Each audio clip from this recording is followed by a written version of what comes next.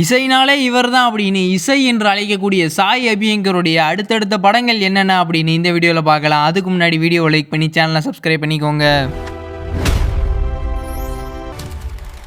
இந்த லிஸ்ட்டில் 8வதா டைரக்டர் தமிழ் இயக்கத்தில் கார்த்தி மற்றும் கல்யாணி பிரியதர்ஷன் நடிப்பில் உருவாகிட்டு இருக்க மார்சல் திரைப்படம் தான் இருக்குது. இந்த படத்துக்கு சாய் அபியங்கர் தான் மியூசிக் பண்ணுறாரு அப்படின்னு கன்ஃபார்ம் ஆயிடுச்சு.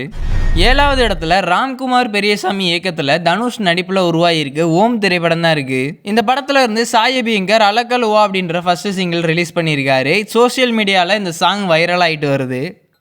6வது இடத்துல ஆல்ஃபா யூனிட் அப்படின்னு ஒரு 6 டேரக்டர்ஸ் வந்து இந்த படத்தை டைரக்ட் பண்ணுறாங்க. இந்த படத்தை பிரதீப் ரங்கநாதன் தான் ப்ரொடியூஸ் பண்ணுறாரு. இந்த படத்தோட கதையுமே அவரோட தான். மமிதா பைஜு, அஸ்வந்த் மாரிமுத்து, சுவாசிகா போன்றவங்க இந்த படத்தில் நடிச்சிருக்காங்க.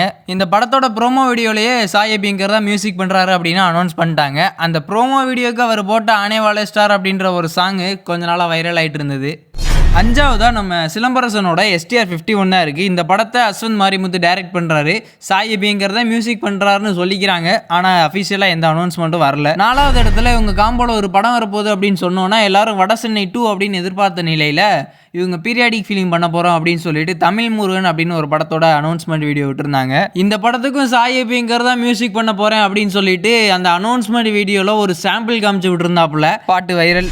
3வது இடத்துல பாக்யராஜ் கண்ணன் டைரக்ஷனில் ராகவா லாரன்ஸ் நடிப்பில் நம்ம லோகேஷ் கனகராஜுடைய கதை, அதாவது இது ஒரு பார்ட் ஆஃப் LCU அப்படின்னு கன்ஃபார்ம் பண்ணிட்டாங்க. ஸோ இந்த படத்துக்கும் சாய் அபியங்கர் தான் மியூசிக் பண்ணுறாரு அப்படின்னு ஒரு வீடியோவில் அஃபிஷியலாக கன்ஃபார்ம் பண்ணிட்டாங்க. இந்த படம் தான் சாய் அபியங்கர் மியூசிக் டைரக்டராக ஃபஸ்ட்டு சைன் பண்ண படம்.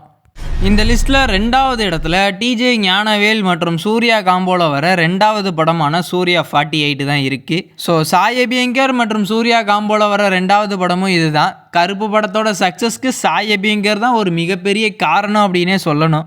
இந்த லிஸ்ட்டில் முதல் இடத்துல இருக்க படம் அட்லி டைரக்ஷனில் அல்லு அர்ஜுன் நடிப்பில் சன் பிக்சர்ஸ் ப்ரொடியூஸ் பண்ணுற பேன் இண்டியன் படமான ராக்கா திரைப்படம் தான் இருக்குது. இந்த படத்துக்கும் நான் தான் மியூசிக் பண்ணுறேன் அப்படின்னு Sai Abhyankar make way for the king அப்படின்னு ஒரு BGM விட்டு செதற விட்டுட்டாரு.